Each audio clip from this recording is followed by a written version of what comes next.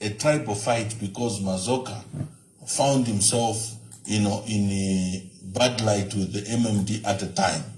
And the traditional leaders in Southern Province were gathered to go and pronounce that if Mazoka is expelled, or the fact that he was expelled, therefore it meant that a particular region has been isolated politically. They didn't look at it from a personal perspective. And Sejan, it is on record, is one of those who proposed in later years that Nakachinda Hichilema should take over the leadership of UPND because only a Tonga can become president. Katwamba no Kioaga Hindwa more. Today, to come and try and give us a narrative about Sejan that you're fighting for democracy and so on, among the people who planted the seed of tribalism in the Republic of Zambia in relation to UPND is that man, my uncle, called Sejan.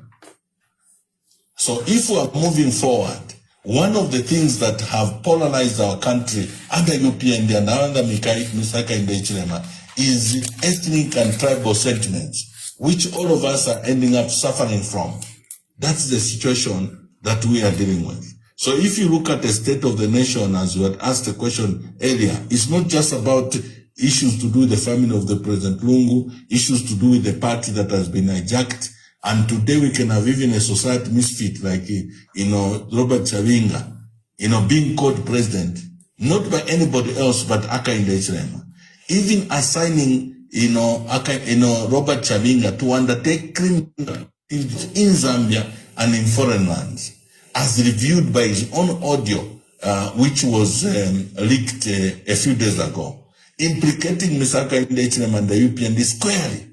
What was even more saddening is the fact that there was also an extension to one of the security wings, which is very sensitive, the one that has to do with the office of the president. That is the situation we are found in. So when Zambians are talking about our way towards 2026, they must be able to appreciate the magnitude of the rot that we are faced with. Ambassador, knowing you and your passion and patriotism for the country, you will not have been broadcasting in foreign lands. And you are talking to a comrade who have spoken at personal level around our country and so on. I have more than 23 cases in court. I am faced with a conviction on my head, having exposed the fact that there was an orchestrated scheme to try and interfere with the judiciary. With the revelation not only of Levin Goma and the other young man at State House, Christopher Mundia and others, through the evidence we presented in court, today Chavinga has been able to vindicate me that the judiciary has not been spared. It was a subject of political manipulation so that people can be able to advance their political interest to stay in office and quiet, the voice of the opposition, which is basically evident in our country. So when we are discussing all these things and you are showing me those videos, I'm wondering if we are really going to cure issues as we go to 6, we must all be serious around what has invaded the country, the issues that are we are faced with, which are destroying the foundation that Kenneth Kaunda left us with, that Dr. Chiluba left us with or enhanced, that Mwanawasa attempted to also contribute and enhance, and other presidents. But under UPND and Mr. Nakachinda Hichilema, we are fast going back to the ills that led us to fight for independence, fight for the liberties that we thought we could enjoy. But this time around, they are evading us because we are not understanding what we're dealing with. And I'm appealing to Zambians. Where we are today, Ambassador Mwamba, we are faced with a dictator that needs to be stopped before the situation become, bad to worst, to a point where correcting it will take many decades before things can normalize. That is what we're dealing with today. I am just saddened that today I can listen to a story talking about, not that it's personal. I respect my uncle. He was one of those who fought for multi-party democracy. But unfortunately, he fell at the first temptation to go tribal. And he even verbalized it openly, publicly. And that is Uncle Sejani. He's my uncle. But I can tell you that he failed on that score to even be on record today that he can propose a leader, not based on the qualities that that leader brings to the table, but propose that leader because he belongs to a particular tribe. That is what has damaged even Nakachinda Hichilema's image. And we should not be shy to call it what it is. SG, the matter you bring, the younger audience may not be aware. Probably you have to recast it properly. In 2006, following the illness of the late President Anderson Mazoka, he died in South Africa. When he was put to rest, there was a succession dispute. From the funeral, I think there were heated emotions. Even to the run-up, Bob Chinga has done very well to have explained, because he was vice president and Sakwiba Scotta was vice president, and I've been privileged to host them. On that particular matter, you remember even during the funeral, the hostility was so high that VJ, who was chief government spokesperson and minister of information, was beaten to pulp by the cadres. And VJ has never healed really from, for his, I think it's his left ear.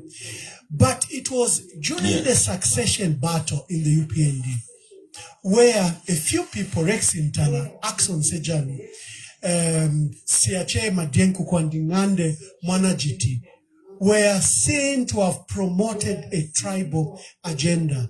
And the newspapers are there, I can flash them here, that Elozi, the vice president at the time was Sakwiba Scotta, first vice president, and was vying for the position of president. And he was gathering serious momentum, but he was stopped by this group. Axon Sejan, may so rest in eternal peace, has marred his beautiful career as a parliamentarian and as a minister under Dr. Chiba local government, and even the work he did in 2001. He has marred, we don't talk about the dead in bad light, but they've put him to rest, so I think we can talk about it.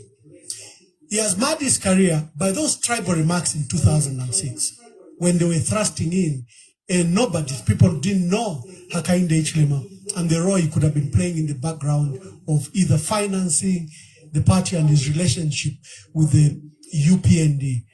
So Rex Intala, Axon Sejani, Ngande Mwanajiti, and Siache Madienkuku perpetrated this tribal agenda that Sakwiba, who was Lozi, couldn't be president, and they wanted the Tonga because that they presented was the wish, like it was the right of the party, like it was founded in Southern Province.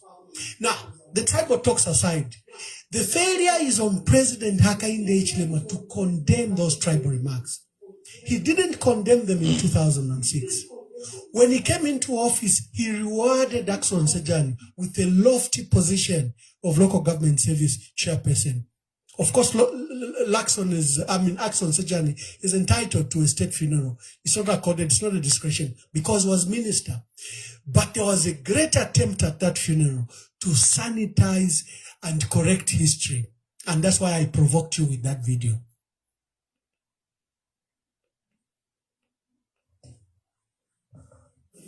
Ambassador, I see people like Rari Moetua and others today who, when we highlight the failure of Nakachinda Hichilema, want to suggest that no, the reason for which people are condemning the governance and mismanagement of Nakachinda Hichilema of this nation is because it's Tonga. First of all, Dimu Tongo Kwene. And from the start, knowing Hakainde Hichilema as a person, I have opposed his leadership because I knew the damage it was going to cause to this country from, first of all, the economic front, governance issues, including issues of unity. And when he was sworn in, just the display at Hero Stadium with that bodyguard from Beijing, people may not have paid attention. It spoke to the fact that we have a president who is not, willing to adhere to the norms and bureaucracy and practice of the office he was occupying. The way he received the instruments of power, the way he inspected the guard of honor. Hence my basically launching the binoculars to say we are in for drama, and it has been drama after drama. Today we're talking about who's not in state house but staying in community house, regardless of the dangers that whole process has posed to the community around where he's staying. People who have died, including police officers, and all that. Ambassador, today, to even suggest that the failures of Hakainde Hichilema must now be construed or interpreted as those who are opposing him to be opposing him because he's Tonga is basically a dangerous trend. By now, Rani Mweta should have been arrested, looking at the current law, because he's basically being tribal in his assessment. Hakainde Hichilema, like you have quoted and said many times, has failed because as an individual who is a Zambian, who was seeking to serve as president, has been given an opportunity to serve as president and he has failed. And he also speaks to us who are in opposition. What attitude should we have in dealing with this person who himself as a person, and also looking at the history of UPND and what we have discussed over Sajani, Natara, Madiencook and others, which speak to the history of this organization, who are tribal in their approach to these matters. We have to approach these matters from a nationalistic point of view. And that's how come personally, I want to be in other in opposition, have taken a stance that if we are going to march in unison towards 2026, we must never allow ethnic or tribal sentiments to ever invade our discourse. We must have a discourse that is talking from a point of patriotism, nationalism, as well as Pan-Africanism, so that we can be able to advance the interest of all Zambians, but also the interest of the continent. Because this crop of leaders that are in the category of Hakainde Hichilema are not enemies to their countries. They have also proven to be enemies to the continent. In the region, SADC, we have heard public pronouncement from government that they are making efforts to try and amend our relationship with Zimbabwe. When did we start having problems with Zimbabwe? Save for the fact that the Hakainde Hichilema has been able to mess up with our very long-standing good relationship with Zimbabwe, because we are Siamese twins, as it has been pronounced in time. They have been on the same page for many years, save for this time when Hakainde Hichilema decided as president of the UPND to entertain the idea of introducing an American military base, in the form of AFRICOM, which has become a threat in the region. It's not only Zimbabwe. If you come to Ska, it's a topical issue. You go to Mozambique, go to Botswana, though Botswana at some point also seem to have been attaining a similar outfit and so on. So I think we need to be realistic in analyzing what we are dealing with. Mr. Hakainde Hichilema is a danger not only to the present circumstances of our country, but is also a danger to the future if he continues to be in office. He is being judged as an incompetent Zambian person who sought for that office, and he has failed to manage himself, manage the presidents, manage the country, And it has been, whatever he has done has been to the detriment of the interests of this nation and the interests of the continent. And we are saying in 2026 he needs to leave. But the greatest indictment or responsibility or demand is on those of us who are in opposition, because he has done everything to try and prevent his exit, because he has also seen that the Zambians have resolved he must leave. He's tampering with ECZ. He's trying to change the rules of the electoral rules. He has appointed cadres in ECZ, from the CEO to the commission, so that he can be able to have an upper hand to manipulate elections. His pilot project is through the by-elections. Whether you talk of Kawambwa, you talk about Kwacha, you talk about Kabushi, you talk about Pambashe. He attempted, of course, in Petauke, we tried to retaliate and fight, but I can tell you it's a very expensive exercise. You have seen what he has done in Rumezi, what he's attempting to do in Fuwa. So this all thing put together only places a demand on all of us that I think we need to wake up to the reality of the monster we're faced with, so that we can prepare ourselves away from personal interests, political interests, but to save the interests of the majority Zambians, and the decisions, as well as whatever processes we undertake in terms of how we organize ourselves for 2026 must be able to answer to the demands that Zambian people are talking about. Thank you, SG. Thank you. I was looking for that newspaper, Googled it quickly and put it there. So you will see the remarks by Rex Natala, and you see the remarks on top there by Sejani. So Sejani there said Southern Province won't be cowed into silence, over UPND succession. Then Rex Natala says only a Tonga must replace Mazoka. Now, those were dangerous remarks. My point is that President Nakachinda has never bothered to condemn those remarks. He never distanced himself from the succession process that birthed him as president. He's never bothered to apologize. In fact, he rewarded Sejani. Sejani, will be remembered for another matter, is the one that militarized and brought UPND into violence. You remember the Mampatisia formula?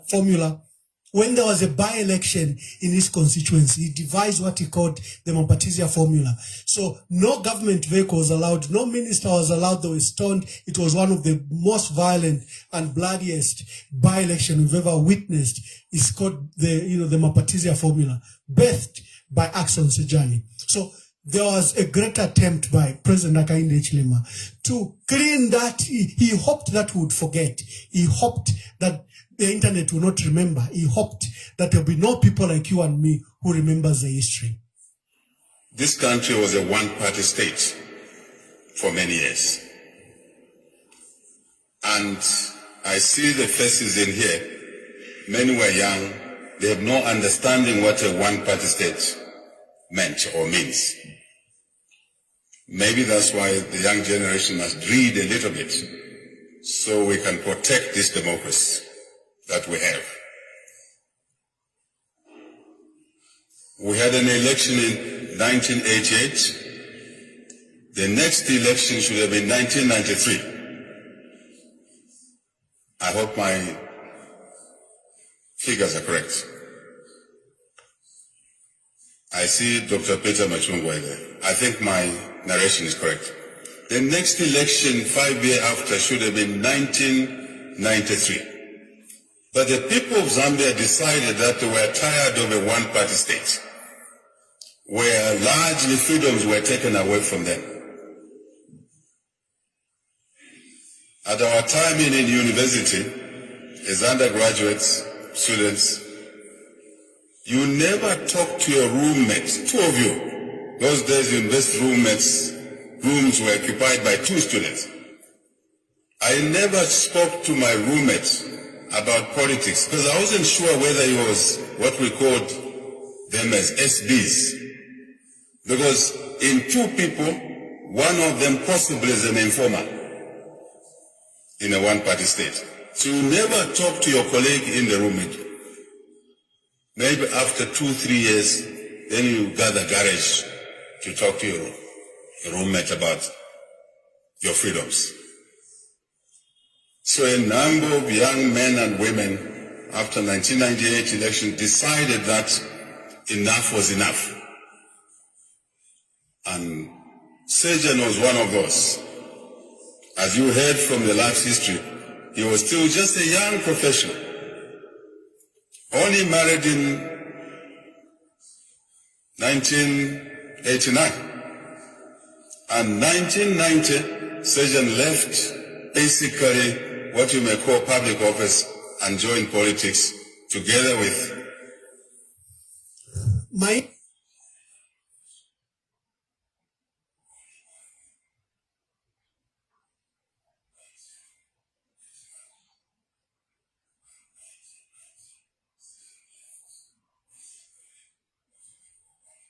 interest here is, see, he plays to the gallery like that.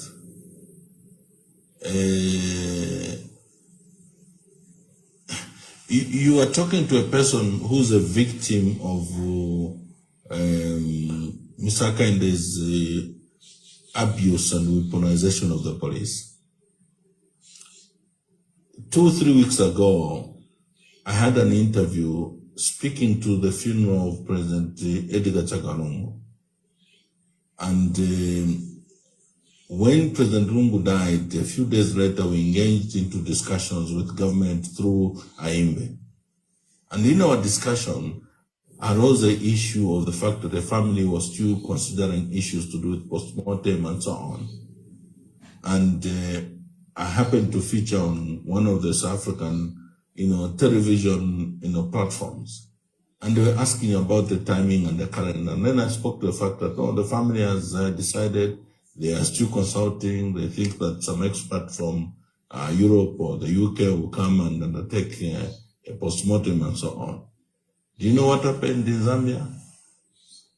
I was summoned, threatened to be arrested.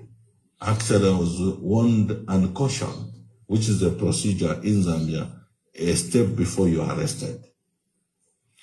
I have over 23 cases, all of them related to me challenging this government over their abuse of one institution or the other. I have gone to court to a point of me facing jail for challenging Mr. Akainde Chirema when there has been clear attempts to interfere with the judicial and judges. And today I can authoritatively speak because Chavinga has been able to help us understand the mode of operation in UPND. Chavinga speaking to a cabinet minister and saying the only way we can resolve these matters is that a judge, Aningro Kudiamo, meaning that they need to give that judge some money so that they can be able to make a particular decision. And the cabinet minister was basically cooperating and even excited to hear that particular suggestion, which speaks to the fact that this is the mode of operation. When we challenge such things, it's not Chavinga that will be arrested. It will be Nakachinda that will be arrested. If we don't gather courage as a people and as Zambians to challenge these things and be able to take action against this, clear, calculated, orchestrated move towards eroding our democracy and reintroducing a one-party state under Mr. Kema, including the attempt of Bill 7. The attempt of Bill 7 to amend the Constitution is meant towards taking us to one-party state. But he plays a game where he tells you one story, but he does the opposite. The family to President Lungu believed the secretary to cabinet and the people he came with, and they committed themselves to certain conditions around the burial of President Edgar Chagwa.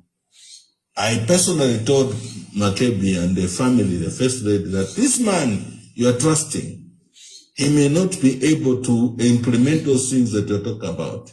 If you want to believe Akainde Chirema that he has done what he has committed, he must do it before you implement. If you implement, and after you have implemented or agreed to what he's suggesting, he will change on you. Before it could go far, the program which they announced, first of all, there was an issue of the body being kept at Chifwema from the airport. The government decided, as a way of tricking the family, they decided to close the road from Crossroads all the way to Chifwema, suggesting that they are doing repairs. It was the first sign. Next thing, the whole program that they announced also spoke to the fact that this funeral will actually be presided over by Misaka and Echran. There were even threats from, security wings that when the body lands in Zambia, the security wings will take over, nobody will have any say. If PF decides to do anything, they'll be dealt with. Those sentiments came. Only speaking contrary to what the government was committing through secretary to cabinet and the delegation he was leading in South Africa for negotiations. That is the kind of leadership we have in Zambia. Now, why are we describing and exposing the UPND and Mr. Hakainde Hichilema in this fashion? Because many times we are indicted and suggested that we only condemn, we don't have solutions. First of all is that Zambians must understand the problem at hand so that they can walk with us towards the solutions that needs to be pursued for this country to be normalized.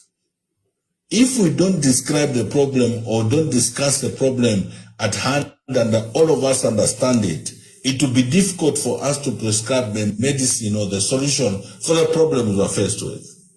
In this case, Mr. Hakainde Hichilema, who is he? The state of the PF. Where is the PF right now? We were greeted with a good announcement that matters had been settled. We saw Honorable Mao's Waria Sampa, graced with a good picture with the late president. Further, we saw you appointed him as a leader of the opposition in parliament. Things were patched up.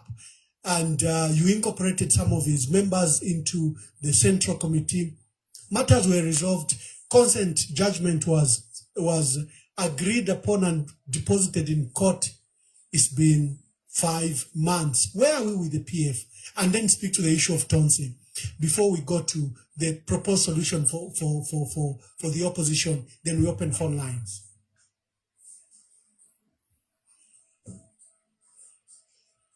Zambia, we run a judicial system which is an adversarial system, meaning that the court is moved by parties.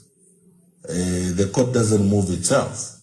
It's different from South Africa, it's different from other jurisdictions that run a different type of, judicial system. So to that effect, the matters, when you say adversarial, it means that people have to differ, and anyone who feels aggrieved enough to a point where they need a third party to mediate or to, decide who is right or wrong in the matter, will move to now what is provided called the court or the judiciary to come and be able to resolve that dispute. So in this case, we had a dispute in PF. One of our members, in the name of Mao Sampa, did something that all of us collectively did not agree with. And he attempted to impose himself as leader. At least from my interaction and negotiations and discussion we had, he himself has admitted that when he was undertaking those activities, he was basically just being adventurous, thinking that he was being shortchanged, especially that, to his activity he had been suspended. He thought that there was a move to disqualify him because he had expressed himself to run for presidency. Not knowing that that move would excite the UPND, and they took advantage of it. They offered him security and all those things that happened, which are in public domain. In our engagement, he himself said, I've come to realize that what I've done does not just injure PF, it also, by extension, injures the functionality of our democracy. And therefore, colleagues, I am, retreating to make amends. We reconciled, and our reconciliation led to a consent judgment, meaning that the two parties, including us who went to court to complain over the actions of Mao Sampa, and Mausampa himself went to court and said, we have reconciled. And we have agreed as follows. In an adversarial system, the court has no choice where two parties have agreed, but to sign and say, go and have peace. Strangely, even when we have been able to present a consent judgment in court, up to today, that matter has not been resolved. It speaks only to one fact. The same way they use fraudulent means to change office bearers at registrar. Ambassador, you are aware that when Mausampa went and had what he called a conference, which is basically a sham conference, less than 250 people gathered at Mulungoshi, when the Electoral College for PF, if we go by the provision of the Constitution, is slightly over 6,000 delegates that are supposed to go to a conference. He had less than 200. And Mrs. Mende, Tandiwe Mende, who was the registrar of society at the time, said she, being the custodian of political party constitutions, she has seen that that activity does not qualify to even be called a conference, and therefore she cannot effect changes in terms of office bearers. What followed? She was brutally, removed from her office, and they brought a UPND cadre to act in her position, and the fraudulent change office bearers. And that person even went further to change office bearers. When Mausampa realized that he had done something wrong and wanted to make amends, they went and tried to impose Chavinga as leader of the opposition. Now, what Chavinga has said now, and what he did have done and demonstrated in time past, should worry every well-meaning Zambian. That if Pitamo Vena Zambia, it's not child play. This is pure criminal activities that are embedded and undertaken within the government system, okayed and blessed by the highest office of the land. That is a symptom of a very dangerous situation that we're dealing with. So to try and be casual about it and look like this is just a political game and so on, we are being irresponsible while the country is being destroyed. And that's how come we are all, rallying everybody and calling upon all Zambians, let's interrogate what's going on and be patriotic enough and courageous enough to challenge the status quo so that we can be able to find solutions. Ambassador, effort to create a government in Onshita, we have more or less a resemblance of a mafia assembly of colleagues who have taken over the reins of power, and they are using their mafia tricks to perpetuate their stay for their benefit. Because when you look at the economic side of things which the benefit they have gotten at a detriment of ordinary Zambians, you can never imagine that a man with a conscience, a woman with a conscience would even go to sleep and find sleep when the money that has been externalized, the amounts that have been mentioned, they could actually, happen under their watch without any of them resigning. And look at the people who have been protected. In a normal circumstance, Ambassador, Masebo would not have been in government today. Under normal circumstance, this guy called Kapala would not have been in government today. Under normal circumstances, fellow who is now energy minister would not have been in government today. And I can go on and on. Most of the ministers today under Hakainde Hichilema would not have been in government today. Even Mr. Hakainde Hichilema would have, on mono grounds, resigned already by today. If these are people who look at the interest of the nation to be P1 or priority number one. But because they have come more or less like it's a mafia regime, they are actually, after praying to the gallery, propaganda, even refusing, facts that are presented to them, they go in their corner and they actually give each other high five, celebrating that we have been able to sort them out. Hence, their mantra is Mingarato. They are not only doing Mingarato to PF, they are doing Mingarato to all Zambians. And it's important for Zambians to wake up that what we are faced with is a dangerous regime that needs to be stopped in 2026 at all costs. Therefore, all of us who are politically active in Zambia today must rise above personal interests, partisan interests, and begin to advance the interest of this nation, especially the ordinary Zambians, so that we can find a solution as we go towards 2026. SG, you are right. The happenings at the Anti-Corruption Commission are very worrying. You know, a new board led by retired Supreme Court Judge Evans Amaundu was appointed. He himself, whose corruption allegations have not been cleared, they were leveled against him at the JCC, and they were reported to an institution he now heads. And a former UPND aspirant is now the Director General at the SEC.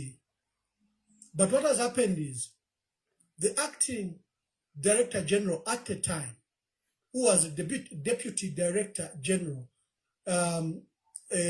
Monica Mwansa Chipanta, has been removed. She's the one that named that there are 5 ministers under investigations.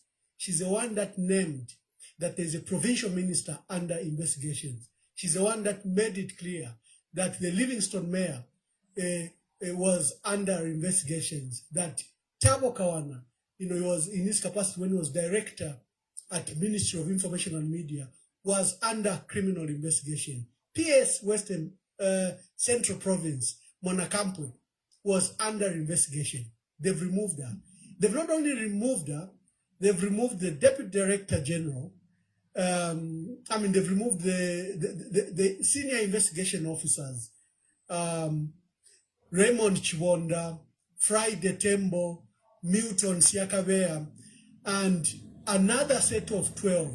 There is over 17 people that have been forced either to be removed, retired, or just fired.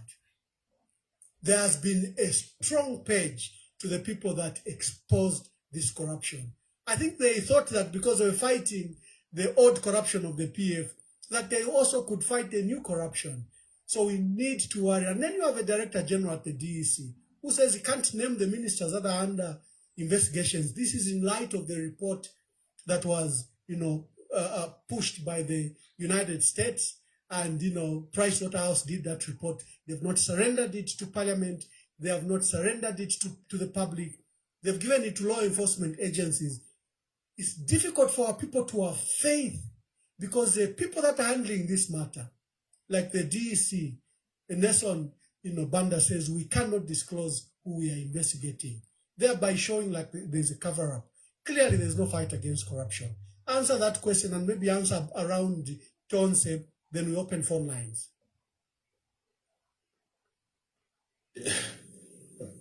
Basically, you have summed it up. The rate at which people are resigning, and also the deliberate effort to purge SEC. Those who are resigning are saying they don't want to have their career tarnished because what is happening, is unprecedented. Basically, they are tools to advance political interests other than being professional, whether investigating crimes and so on. Ambassador, I took keen interest in a matter that involved Mr. Stadimori, who was defense, who was PS under defense. And I would go and attend the cases and so on. When I followed through, because first of all, that cases was a government-to-government arrangement, in the sense that the government of Israel decided to partner with the government of Zambia and provided certain amenities which I can discuss on this forum. When we went to court, generals were being called to be witnesses and were refusing to testify. They said, no, I'm under oath, I can't speak, because when I look at the details of this, there's nothing that speaks to crime. And therefore, to ask me to speak to those, what followed is that just because this gentleman was to be used as a pawn to feed into the narrative that there was corruption in PF. There were instructions that can you enter Nole but rearrest them. Of course, at the end of the day, these matters have been discontinued. That's what happened, whether it was an issue to do with the, Mr. Mpoa and others. When you look at the conviction of certain people that are in court today, the law that they applied to have them convicted basically shifted the burden of proof from the prosecution to the defendant. It's like me saying, oh, the tie that you are wearing, I like it, but I think you can't afford it. And therefore, I go and report you to the police, they arrest you, then you have to come and prove to, to whatever. There's no report, leakage, or anything to the effect that where you worked, there was money that went missing. But just because out of envy or whatever, I suggest that your tie could have been a proceed of crime. That's what people like Bowman and others are suffering and are going to jail for. That is basically what is troubling even for those people at SEC. It is a well politically motivated, state-sponsored or orchestrated process to fight the opposition and destroy those that are seen to be politically potent to make the opposition thrive and remain strong. Yes, just a quick one.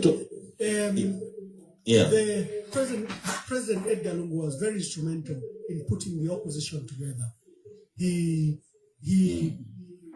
began to participate in what resulted into the United Kwacha Alliance.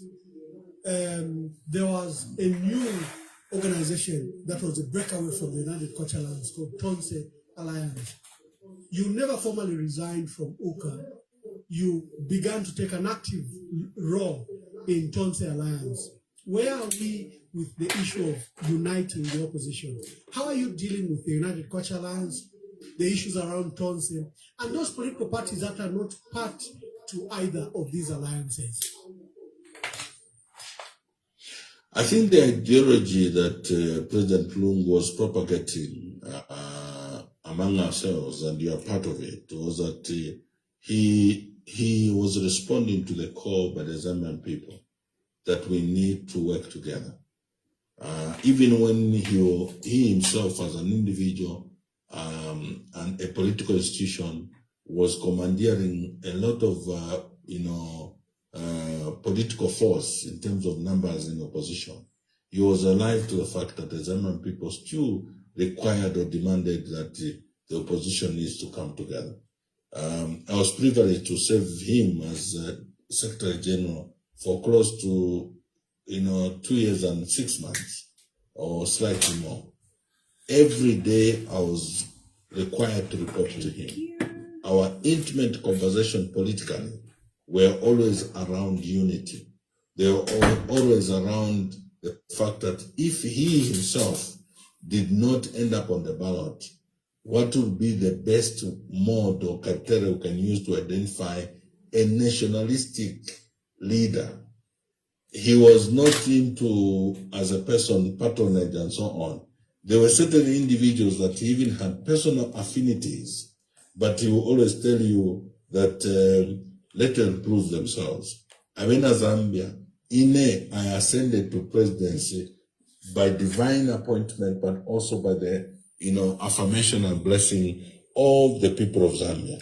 They all said, this is the leader. Greetings. And he believed that the new leader should emerge. And I think I'm fully persuaded. As we go towards 2026, a leader must emerge outside personal interests, outside personal interest, but a leader that will be an embodiment of the desires and wishes of the totality of the people of Zambia.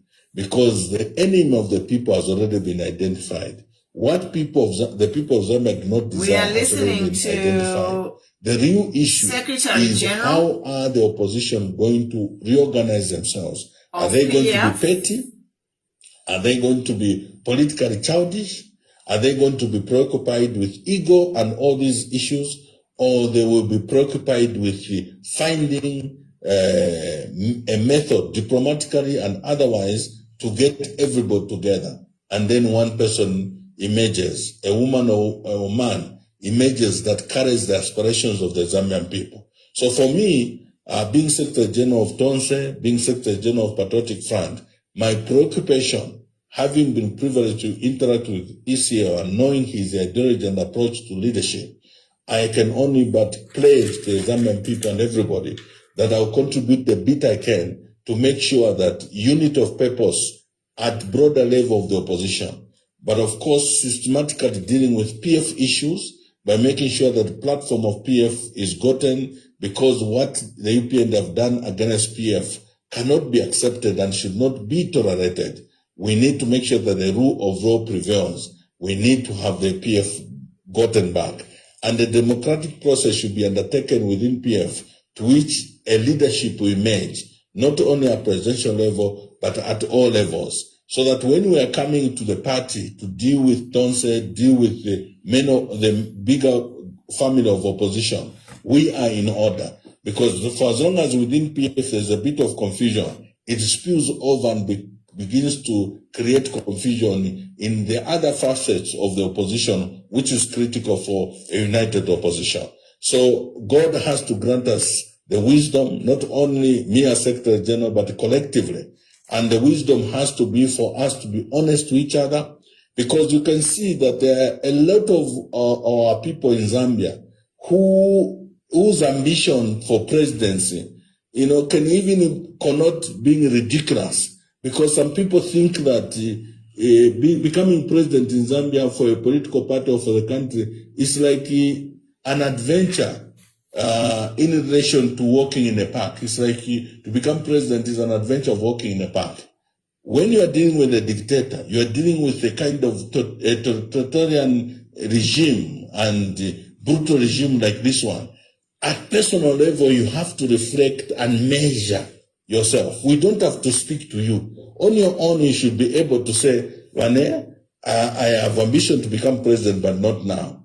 I have ambition to become president, but I think I would have a contribution to the unity of the opposition, not necessarily offering myself.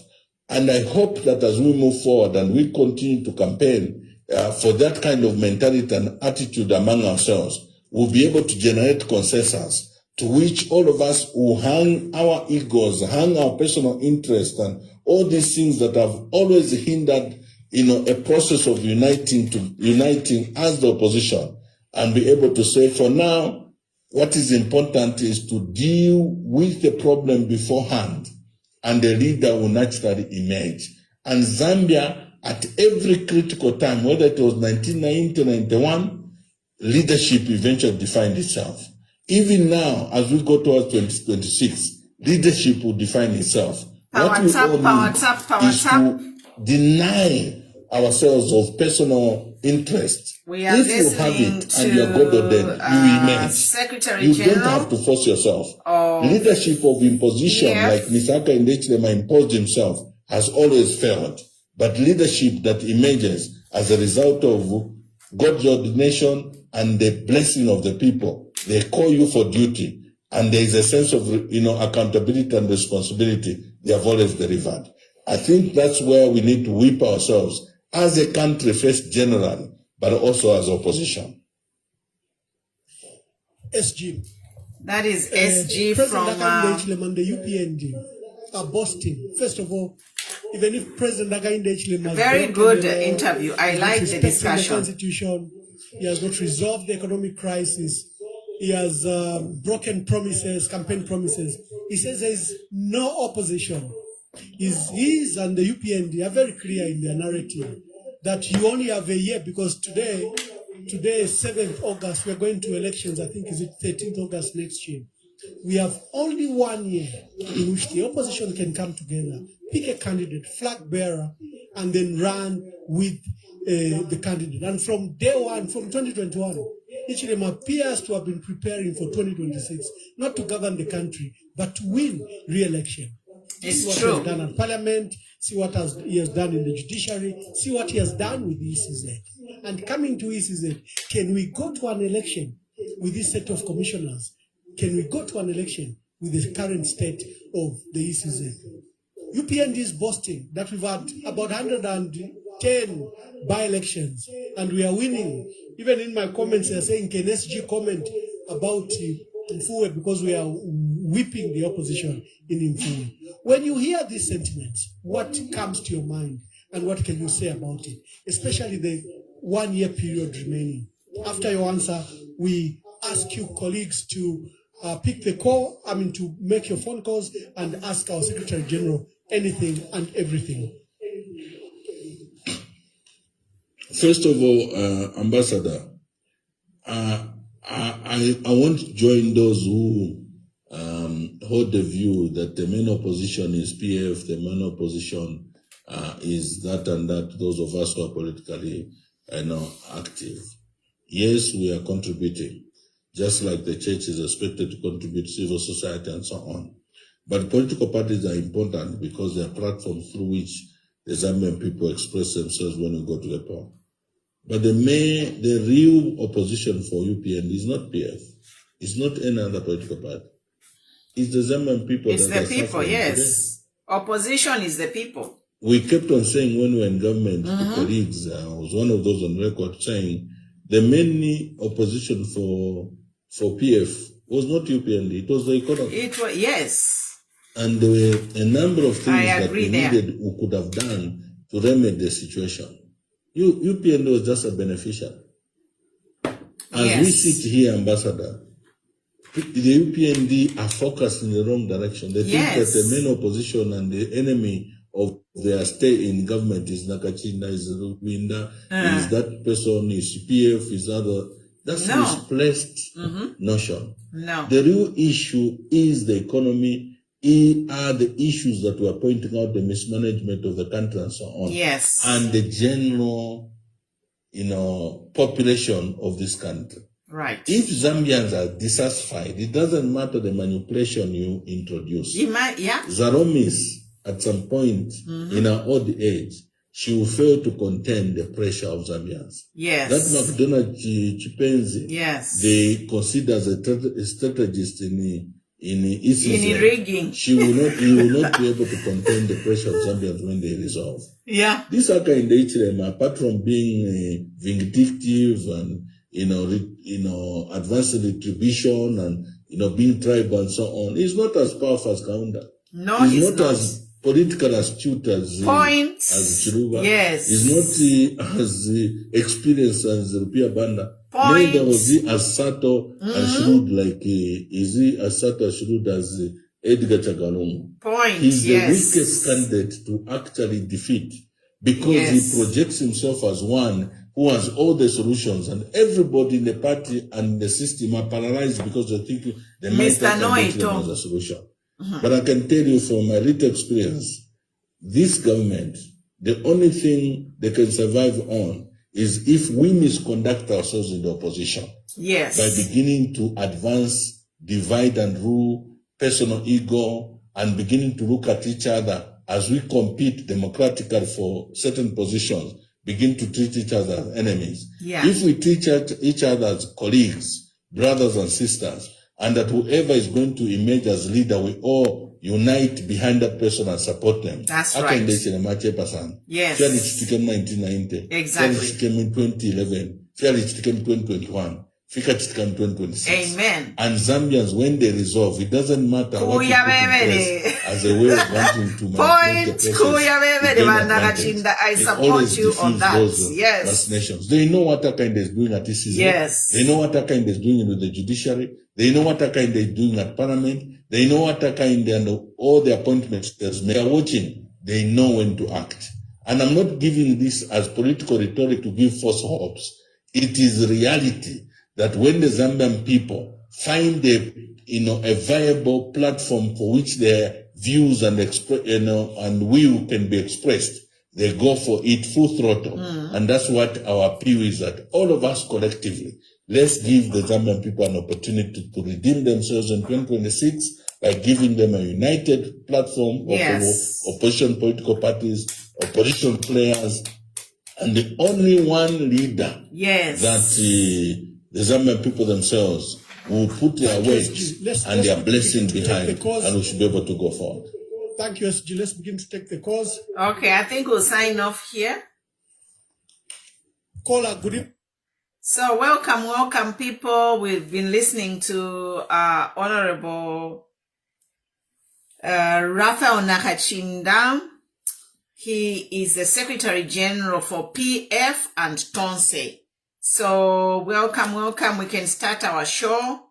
We were just tuning in to listen to, very, very, wow. It's like we needed to hear that from PF, to hear that they are also willing to work with anyone and everyone.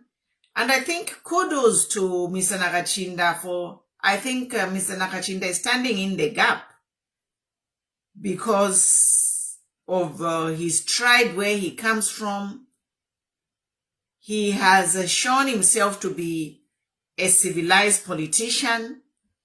He is chosen to be a PF member not because of his tribe, because he loves PF. And he has stood the pressure and remained to be PF, despite he says that he has over 30 political cases. Can you imagine someone to have 30 political cases just because they speak against this ruling, this regime? It is so sad. And then also we have the revelation of Senjani as being a tribal man. That his revelation has been brought.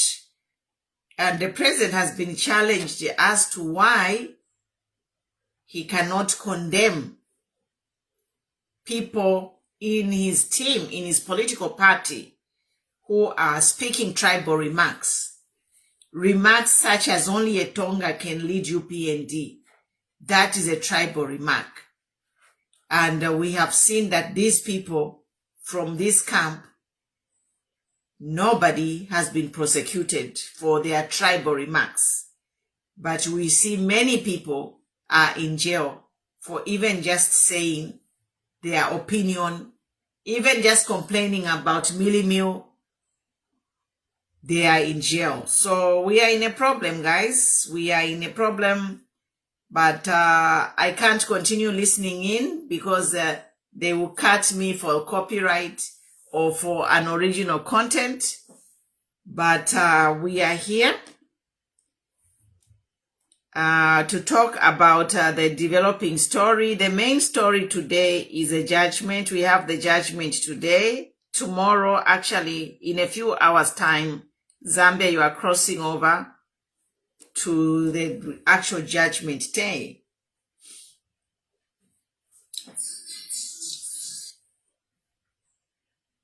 Yeah, so we are here, guys. So we just pray for the judgment tomorrow. The judgment for the burial case is tomorrow.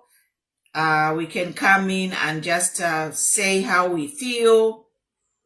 Ba Mateo, how are you? Ba Kay Mulishani, I see you. Ba Peggy Mwemba, Pebro, I see you. A lot of things have been going on. I'm going to download all the videos on my YouTube channel so you can watch all the videos you've missed on YouTube. Yeah. But I see you by Elia, by Mute, by Madrin, I see you, by Geoffrey, I see you, by Caps, welcome. Well. Any comment by Kay before we proceed? Any comment? First and foremost, thank you again. Because I was just busy. I put your live just running as I was doing a shower. Sorry, sis. But I just didn't want to miss anything. I just want to appreciate the awesome work of how you incorporated the interview of Nakachinda and Vamwamba on your feed.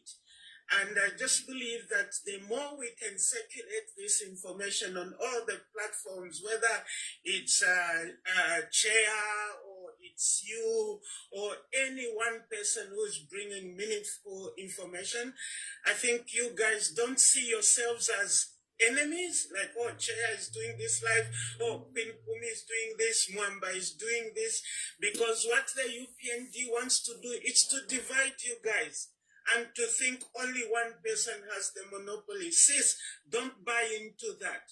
The more you can forge forces and really, because some of us, you know, as well as you do, I'm far away from you guys. I'm well down under. The FBI just opened their new office in Wellington. So I have slowed down in terms of my comments because we don't know how they're trying to follow us in the diaspora, if you see it from that aspect. Because I was surprised, like, how can they come and open an office? But I'm praying for you, I'm praying for Chair, I'm praying for Mwamba, and really just in the backgrounds, we may not say much, but upholding you because the job you're doing is not easy. There are so many forces against you spiritually and physically. UPND has unleashed its forces to discredit any credible information.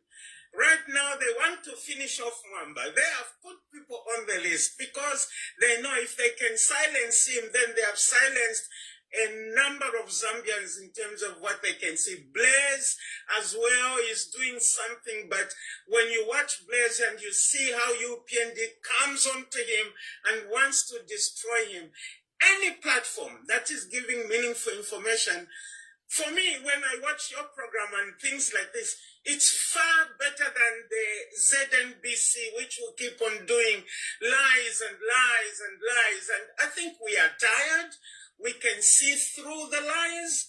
We may not be able to speak up for ourselves, but we can see.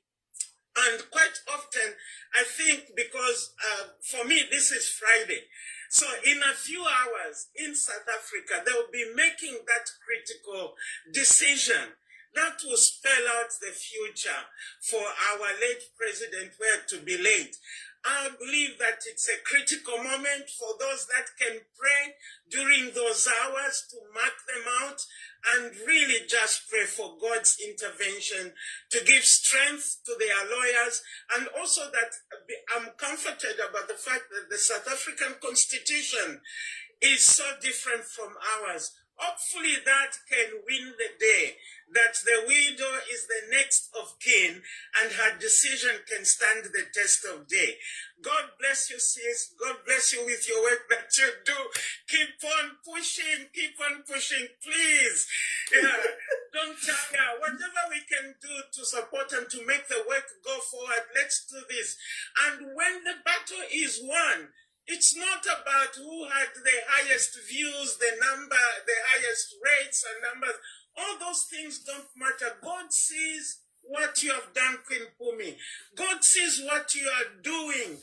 People may not praise you, but God praises you. Amen. And we praise you. God bless you. Wow, I needed to hear that. Yesterday I was down. I was not even live. But thank you so much for sharing that.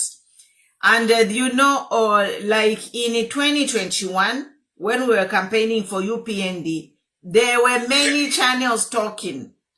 So for this time around, we are not enemies. I support Mwamba.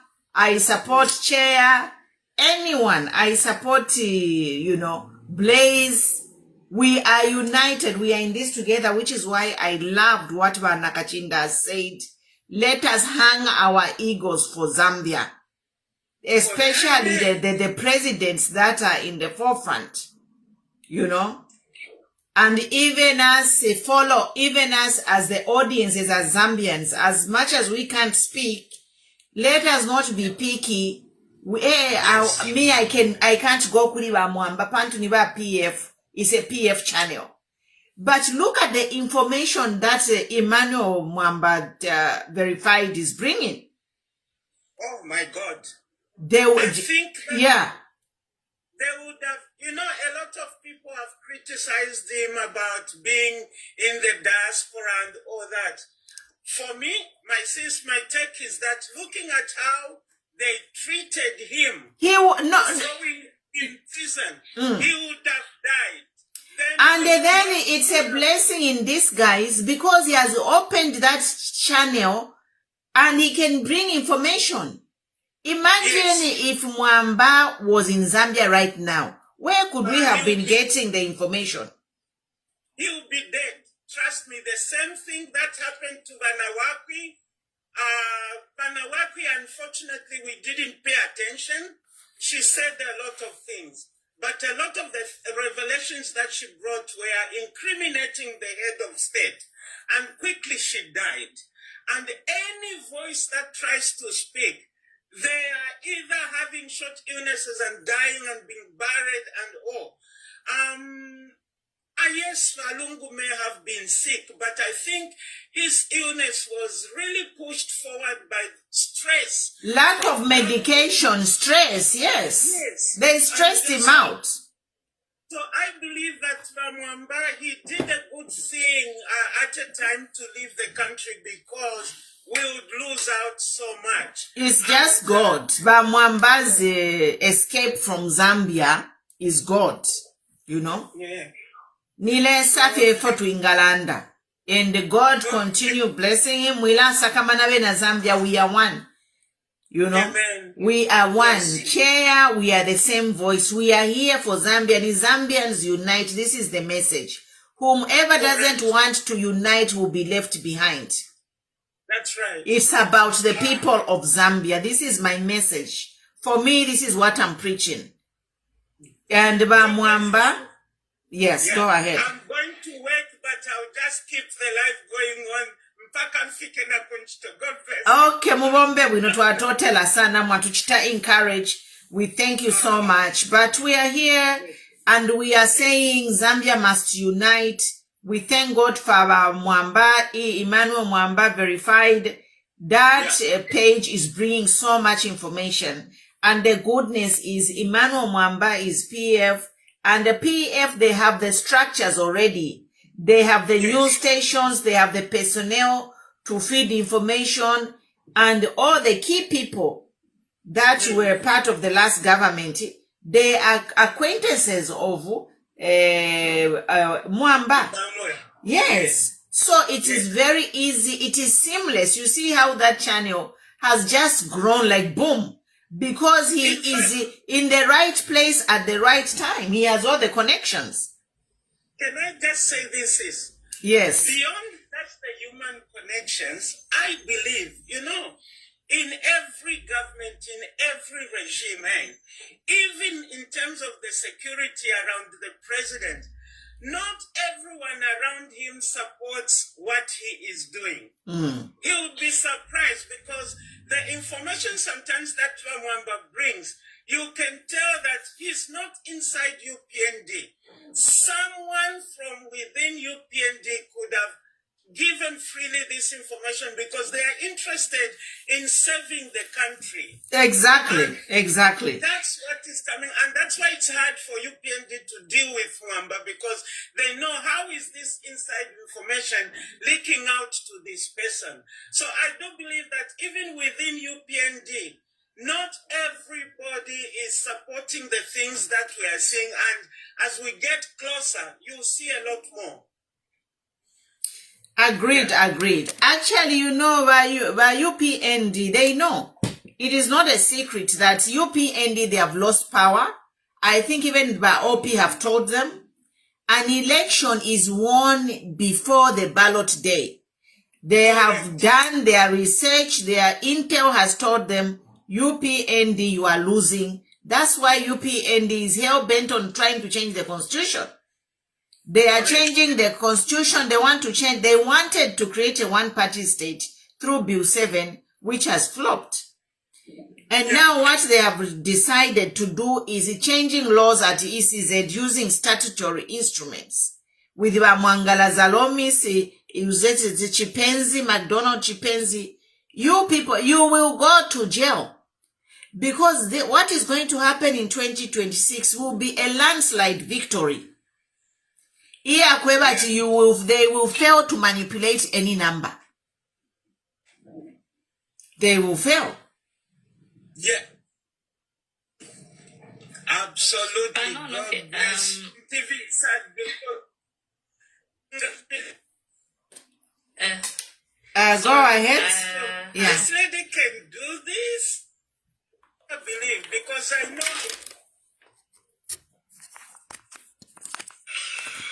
Vake, you are breaking up. Backups, go ahead. Okay.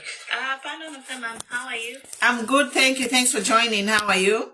I'm good. I'll be Nala Papa Neo, but in Kalam Purpose in the coach to just a concern. Okay. If one praise singers, Barechta, Navawaret, Judgment, Yamairo, Navambakayo Kuchta, celebrate like they know something. Pama Facebook, Kulanda Padi, Judgment, Yamairo. I want any ngufu celebration na yamba, but what is there to celebrate? You know?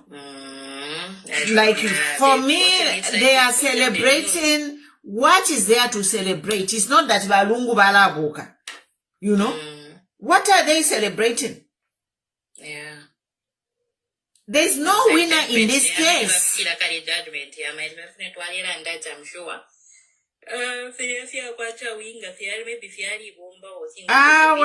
We will just continue praying.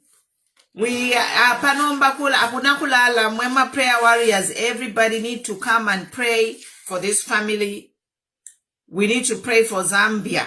We need to pray for Esther Lungu so that their wish is delivered tomorrow. If ofinenga baebati babashike ku Zambia, what can we do? But we can just pray that the family's wishes will be respected. Effort winga pepa, but I'm a praise singer who are celebrating is like, what is there to celebrate? I don't get it. You know? What is there to celebrate? This is not a win or lose situation. You know? The fact is Balungu needs to be buried. It doesn't matter whether we are burying in Zambia or South Africa. Balungu needs to be buried, period.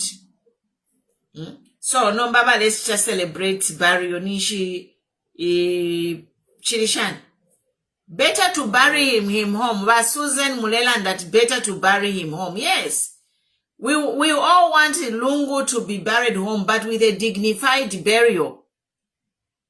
So, no baba Lungu body ya wanga baba leta kurusaka. Ama praise singers bakala ashana murusaka. Is that a dignified burial?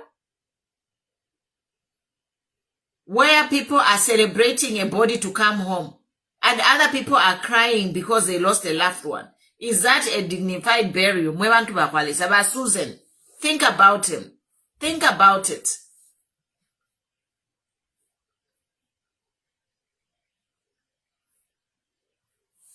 Because that is the case. Yeah, it's just sad, but in Kalam Filako, Eponde, Yeah. Wata totela. Area shiyo. We all want Lungu to be buried home. But is Lungu going to receive a dignified burial? That's the $1 million question. Where people are already celebrating Ukwebati, they are bringing the body home instead of crying. Where is dignity in people celebrating? Abantu bale celebrate okubati balungu bala bashika mu Zambia. So where is the dignity? Sis, you are asking a very important question. Where is the dignity? The truth is, there is no dignity planned for the Lungu family, nor for the body. If there was dignity, the government would not have taken them to court. The government would not have stopped that burial. All that awaits, in fact, for the Lungu family is persecution and embarrassment to them as a family, to the party, to the nation. Really, for me, my heart is at peace for only one reason. And I think Mwamba was strategic in amplifying that reason. When Kavesha said, you know that the South African Constitution recognizes the next of kin. And because that recognition is in the Constitution, I do not believe that the judges could go against something that is enshrined in their own Constitution, because it will cause havoc in South Africa as well. Just because of that one line, that's what's giving me peace. I don't care what the deliberations will be, but I'm waiting to see whether they will go against that line in their own Constitution. Yeah. Very important point, comrade. So, yeah, you have put it very well to say the South African law gives the rights of burial to the next of kin.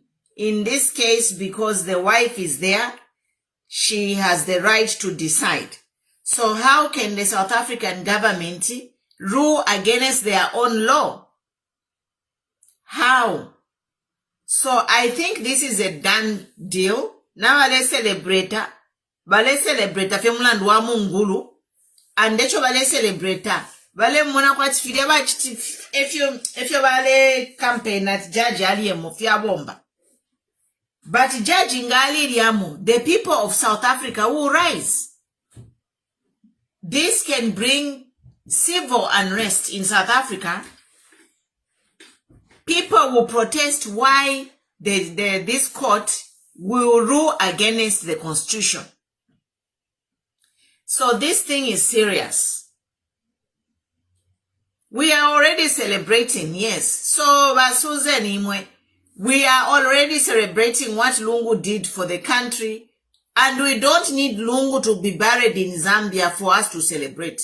If tu abakuno ku diaspora kale twafumako, tuisafia muku Zambia muku tandala, but we celebrate what Lungu has done for the country.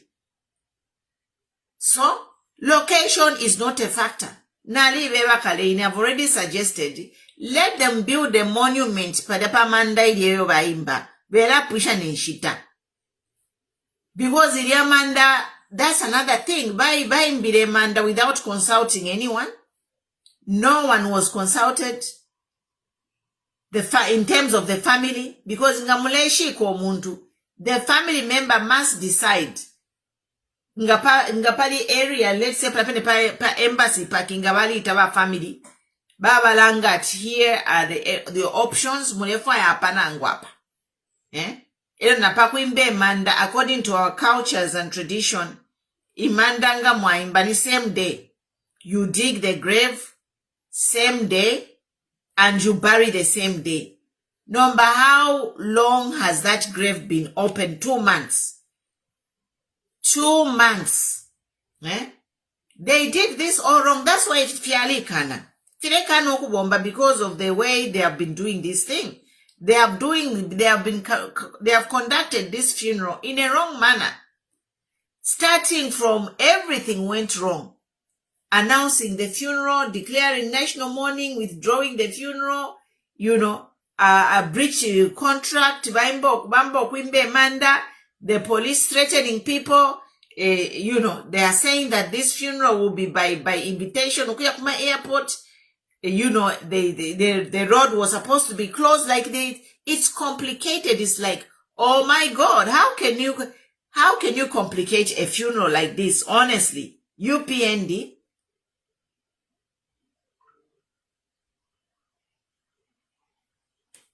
If UPND,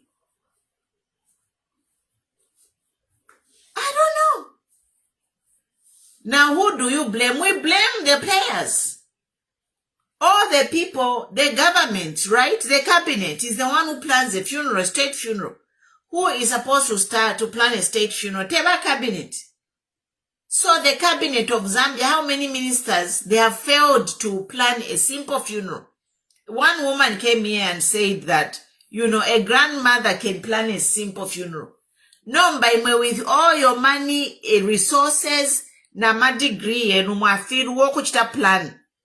You even went to South Africa, Kuria, you had the SADC region, presidents from the SADC, former and ruling, they sat with you to plan this funeral, you still failed. Until there, from there you go to court. Jesus. You take the widow to court in a foreign land. Sis, in fact, just to add on the issue, like I struggle when a lot of people think the Lungu family should be the ones to go and bend down to HH and say sorry. Imagine. No. That is wrong. I work in an institution where these are secular institutions. But if, for instance, there is an issue between me and my manager, actually my manager, because she's in a position of power, she bends down to me to seek reconciliation because she knows it's not easy for me to go to her because she's in a position of power. So, meaning, Nakachinda is the president, he's the head of state. It's much easier for him to go to the family and say sorry than it is for the family who are bereaved to go to him and say sorry. In fact, that would have shown his great leadership if he had done that. By now, he would have unified the country. By now, he would have made inroads. Because when you listen to what Makebi Zulu said, it's in effect saying that if meaning the president personally has not reached out to the family.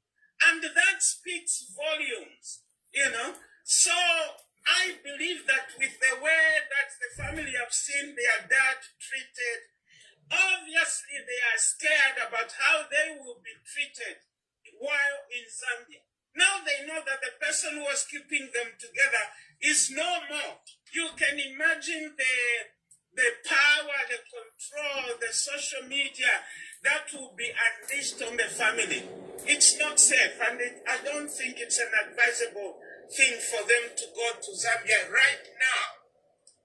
You know, they need to find a safe haven, a safe place, and I was blessed to see that the South African government released protection for the family. When they were this last appearance, they had protection. That's a good thing. Because if barrier is to take place, whether in South Africa or anywhere, that family needs protection. They really do. It's not going to be easy. Yeah, that's all. So, Comrade K, you have said a very important point. You know, I have worked in human resources for a very long time. And you know, in human resources, there is this thing which they call harassment, where they protect workers. Here in the United States, there is no way a boss can go and sue a junior for harassment. And what you have said as you were speaking, I remembered, it reminded me of this, one of the policies for workplace safety, anti-harassment trainings.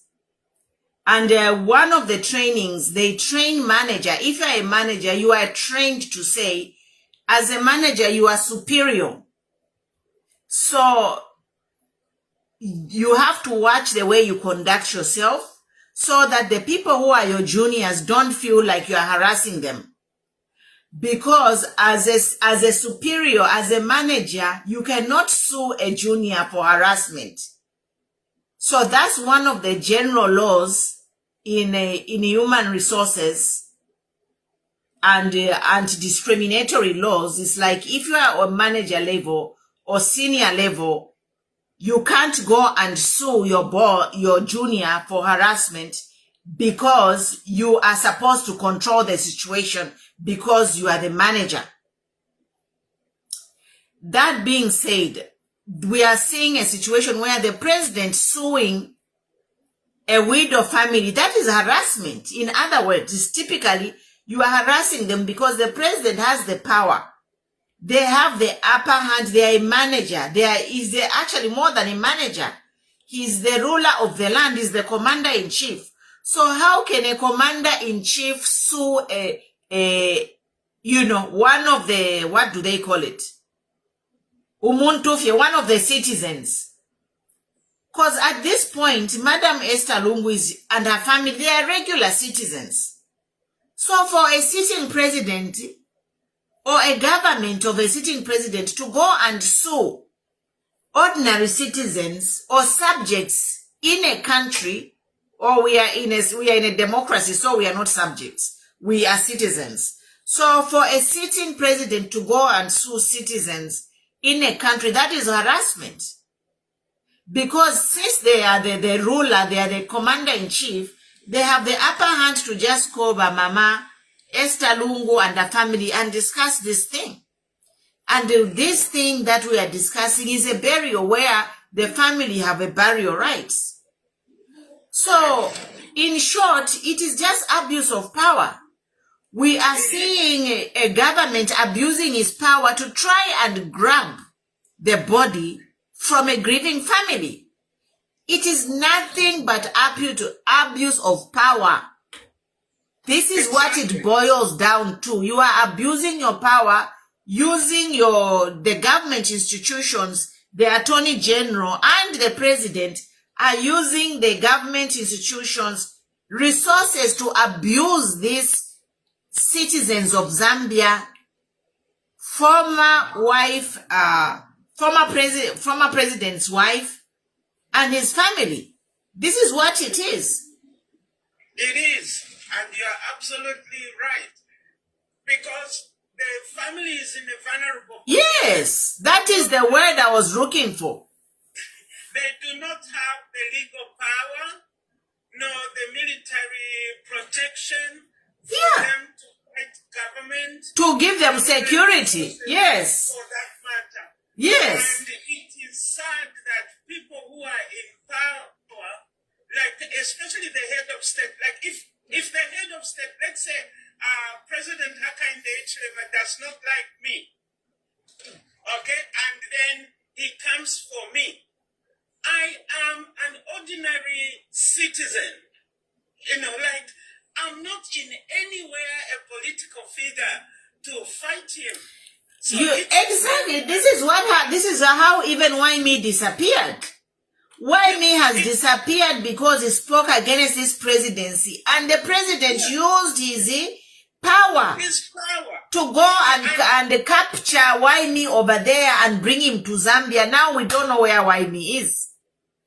Exactly, and the president does not fight the people literally. It's his henchmen. And they use the government institutions to fight the people.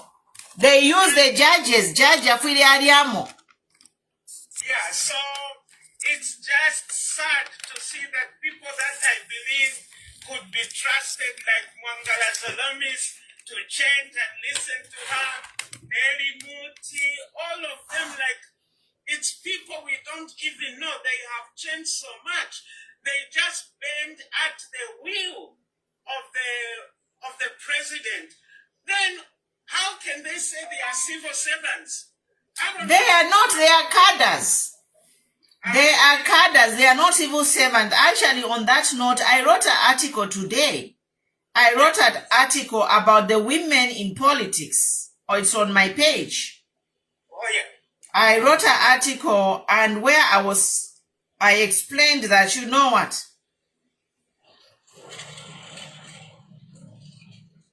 These, the politicians in Zambia, they are very disappointing to us. And I wrote this article because who's this MP who just declared his interest to run as president, Kangombe. Oh, is that so? Yes. Yes. So Christopher Kangombe, tap and share, my want to tap and share.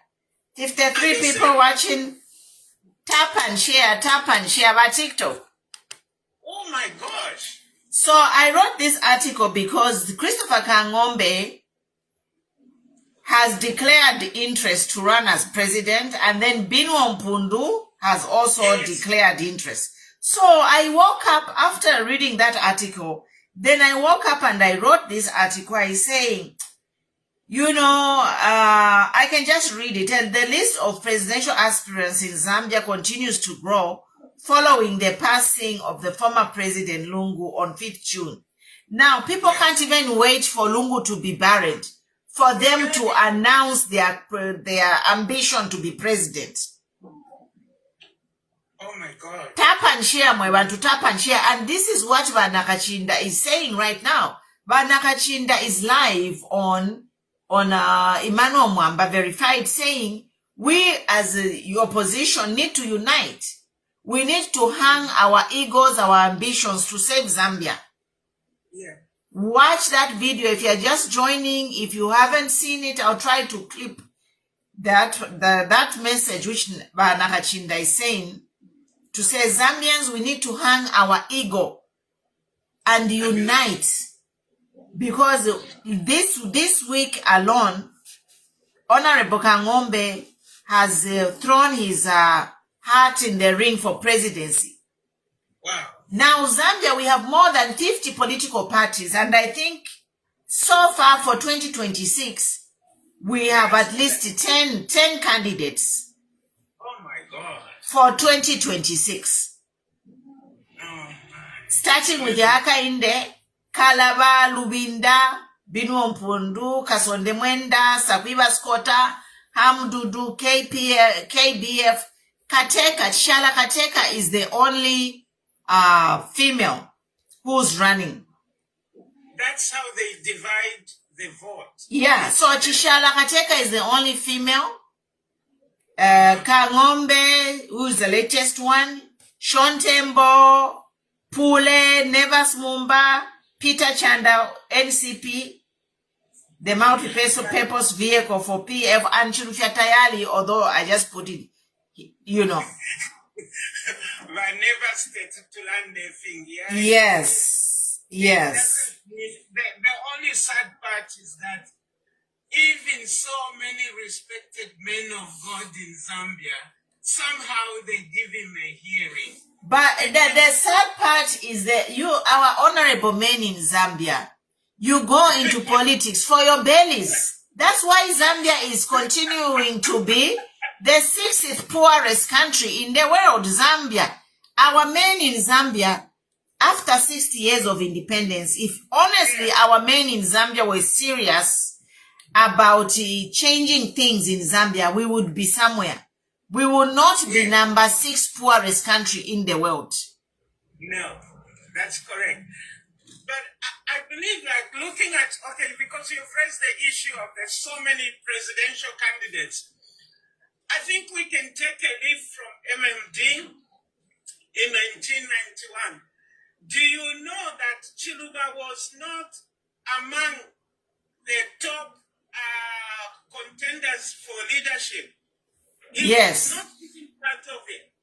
But they looked amongst themselves, and Chiluba, just being a trade unionist, I think they saw how he dealt with Bakaunda, and they knew MMD that put together Din Mumba and all the rest of them, Akashamba Twa, all of them, because those were the actual leaders then. They knew that if they went as they were as a nuclear MMD to oppose Kaunda, they would not very much compete with KK. But Chiluba really was a very unprepared leader that they picked. And with his oratory and ability to speak, he connected with the people. I was there. Me, with that time we were youths in 1990. Politics. I was there. Yeah, I was far away from politics then because you were a baby, maybe. Because we believed, again, growing up in the things of God, Avena never smooth, it's like politics are dirty, and yet today he is in politics. You know what I mean? There was just so much, we can call it misinformation.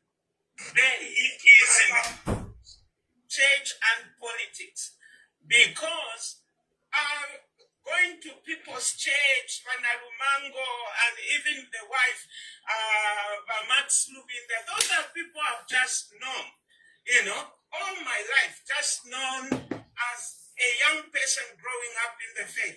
So for me to see Panalumango, Vaneva Smumba, not being able to hold HH to account, and I'm just like, is this what Christianity means? No, it's not painting a picture of what I'd like to see a child of God do. Irregardless of your standing, you must be fair. The word of God is fair. God is fair, both to the unjust and the just. Thank you. Yeah, thank you. Welcome, Blue. Your comments, power tap. We have a guest.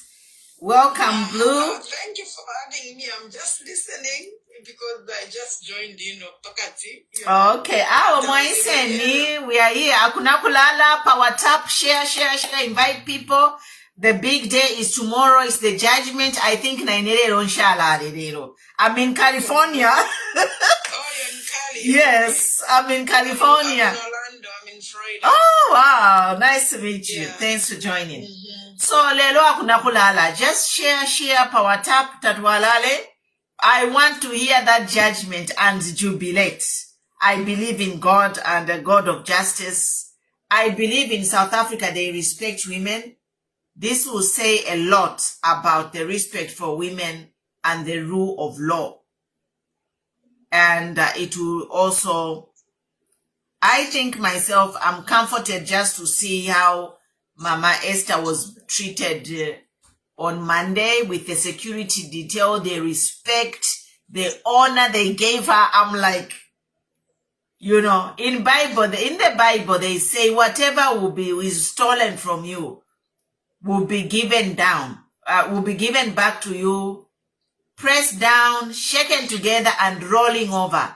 So everything that was stolen from the Lungu family, God is going to bless them double, triple fold. Because it's not easy to rule a country for 7 years. And then, after they were in power for 7 years, they were reduced to nobodies. Remember, when I saw Mama Esther walking into court in Pretoria, I remember Madam Esther walking into court in Lusaka. And guess who her security was? Her security were ordinary people. Can you imagine that? Abantu balekitafe volunteer to go and be security and support of Mama Esther Lungu. For the many days that Mama Esther Lungu has been dragged in and out of court in Lusaka, who was there to escort her and give security? She was just like a regular person. She was reduced to nothing. Mama Esther Lungu. Balivyo kwa chimpombwa chile toilette ya kubwa iche mwabula fi plastic mwafika kakaka mwambokula tea. That is how Mama Esther Lungu has been treated in Zambia for the past 4 years. Now look what happened to Mama Esther Lungu on Monday. Hey, muleshinikisha chile sefo evko abalesa. Mwashininkisha. Zambia police, did you see how South Africa police treated Mama Esther Lungu? Chimoto kafewa alef mamo. But you don't know whether it's the South African paying for that or if it's... No, you saw the military, they even flags. Yeah, but even here I can ask for they will do that. Even here, if I'm big like her, she should have protection and everything. But they refuse to give. What I'm going to disagree with you is that, wrong is wrong. When you take things, you steal things, people are dying in anger. That's not right. If it's their things, let's approve it in court and say, this is where I got the money from. I'm not saying my UPN did and all that. But you know, what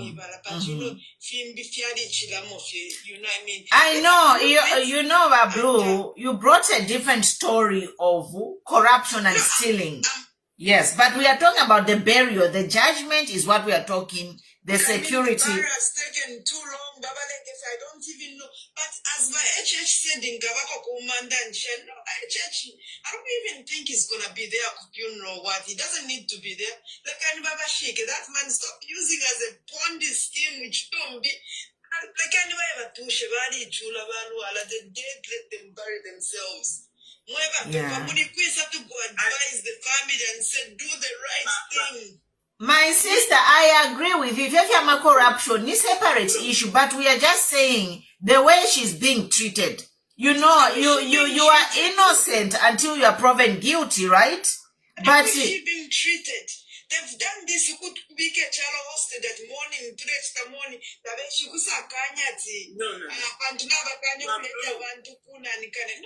So who's holding the country hostage according to you, Bablu? Tasila Lungu and the mother. Come on. Okay. Church, they need prayers and say, let it go. So why do you say Tasila Lungu and the mother are holding the country hostage? Why do you say that? Because they were demanding things.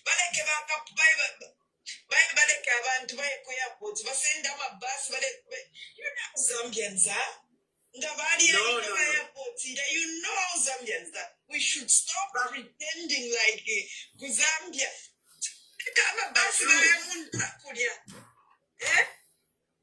Bablu,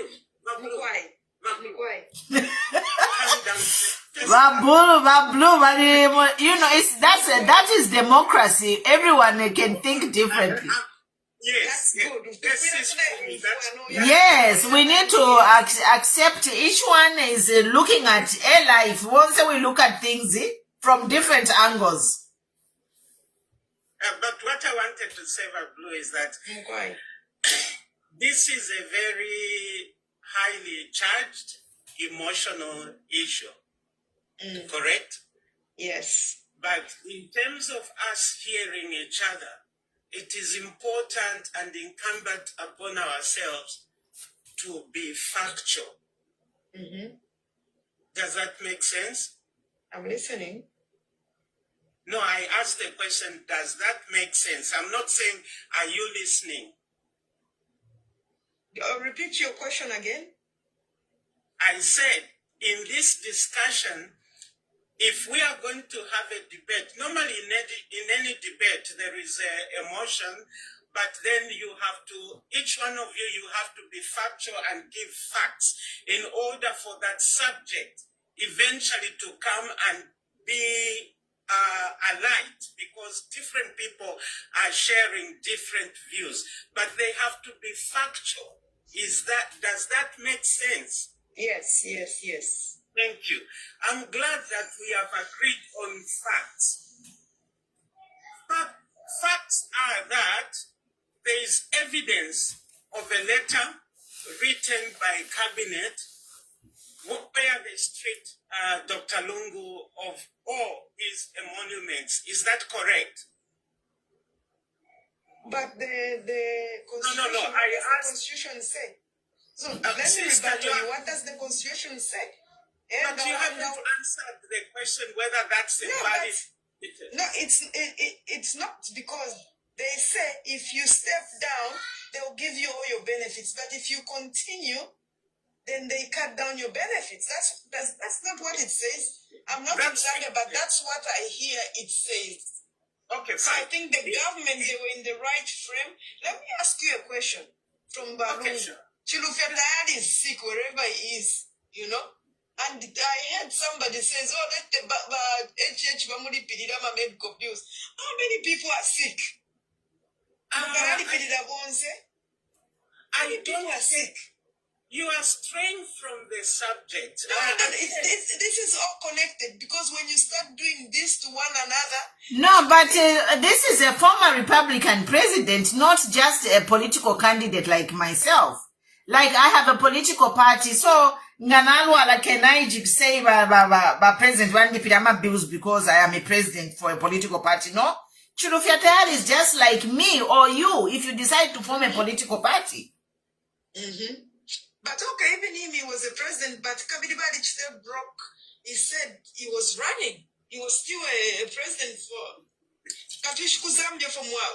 So, my sister, if number your point of Maleta, Chikuach Panchito Aribombate, Wawomba 30 years, you have accrued those benefits. Chimona pension. I can say, Paturi to Bomba, we are accruing benefits. So, meaning, I end it. So, Panana, I say, Nawera Muma politics. Is it fair to withhold Defona Bombera? Is it fair? It depends on in a contract you have. It depends what contract you have. But they didn't start denying him the benefits before he even went back into politics. But we don't know. We know. Hearsay. It's true, my sister. The documentation is there. Before Lungu went back into politics, they denied him to travel. No, you are going for politics. That's why I said, Blue, my sister, have facts. It helps just to be factual. You know, for me, I find interest in discussions that are factual. Not about Kulei Shobol affair because of emotions.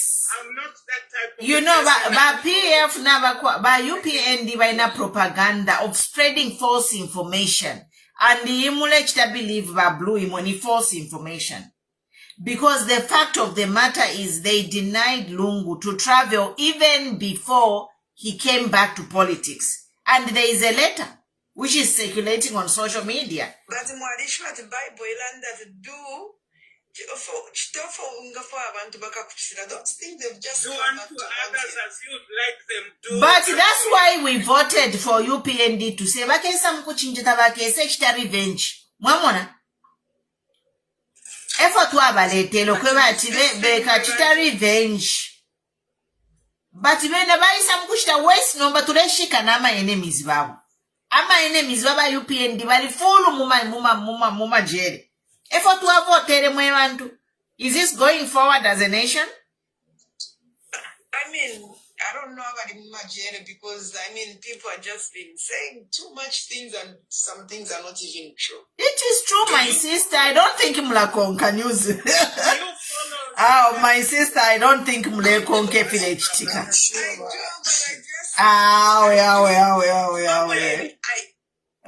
I do, Ndakonga, but the thing is I'm independent. I listen to fishing and abuse.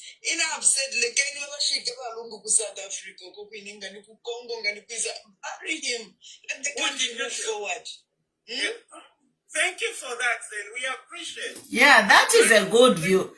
But I think Kuma politics, I think my sister Namusharira, because some of your points you are not like Tamuishi Vyama current affairs. Problem by PF, it's okay to disagree. I'm not PF, my dear. Give this man a chance. We are not PF. Are you UPND, Bablu? No, I'm not. But why do people like if you speak against my UPND, they think we are PF? I'm not PF. Yeah. By PF, I don't know what you're about to do.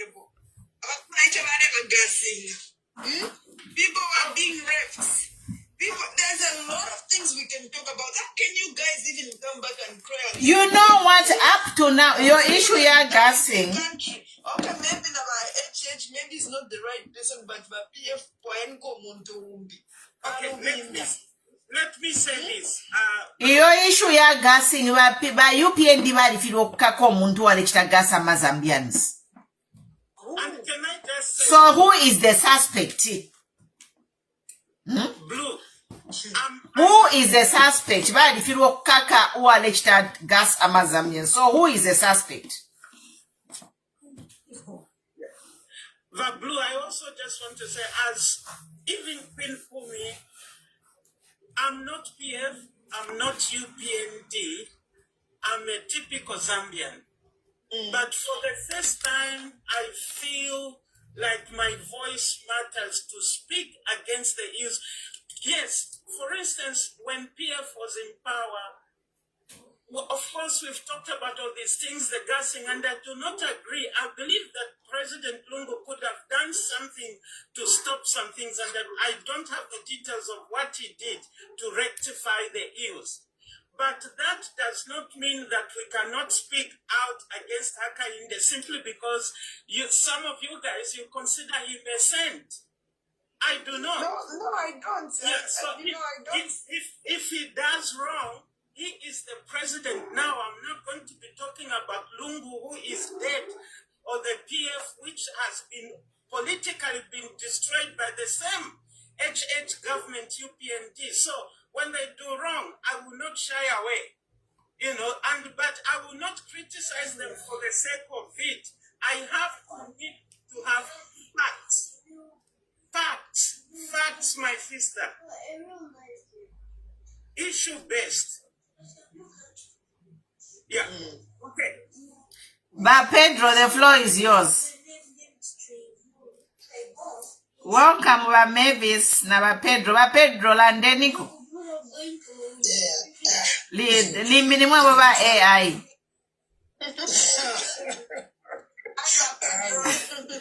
Are you a AI ba Pedro landeniko? Hi everyone. Hi. Yes, okay. I just want to contribute something. Go ahead. Like on the issue of gassing. Yeah. Actually, by the time PF was in power, I'm sure who was doing those gassings was the opposition ones. Exactly. Kuchi we muntu uri muruling wa gasi abantu bobe. No, I'm sure it was the opposition ones. Like they were trying to make the ruling look bad. Exactly, because ba PF ngeba tire gasi abantu ngabale kita gasi abantu na nomba kabiri ngero balicha na gas kabiri bali mu opposition. Exactly. Okay, why does that issue? When it just makes sense. It just makes sense, because baleka kafia abantu pali hate speech. So if my UPND knew wale ngateba lecture gas ba UPND mulenje batingana ba mwishi ba mu PF wale lecture gas ngataba mukaka tafutu bakambwiri bale bakaka pepa fya bupuba. I'm sure the UPND they are just here for the revenge. Iranga mwant. Revenge na iranga ya ba UPND. It is showing. I'm sure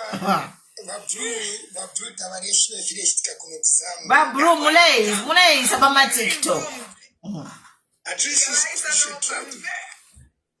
We need people like you who are bold and are courageous to speak, because once you know the truth, then we join our voices and talk. Not every day ba Queen Pumi balela ndatao ba Queen Pumi babufi.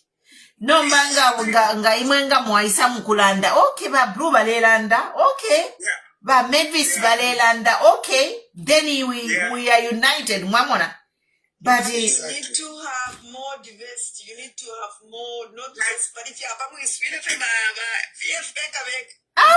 is not a PF platform. That's only about PF. We are opposition, my dear. And we are opposition. We can't be about UPND.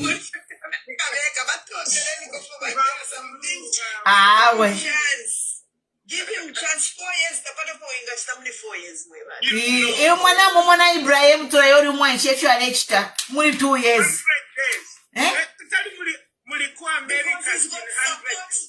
Because he's got support from his own people. Not Bambi Vale, even Mwashika, $1.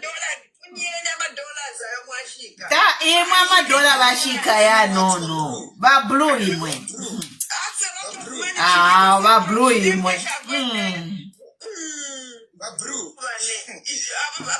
Ba blue beni serious. Na mwishi watu wa musoko tuwanina bafunya export tax pama minerals this week.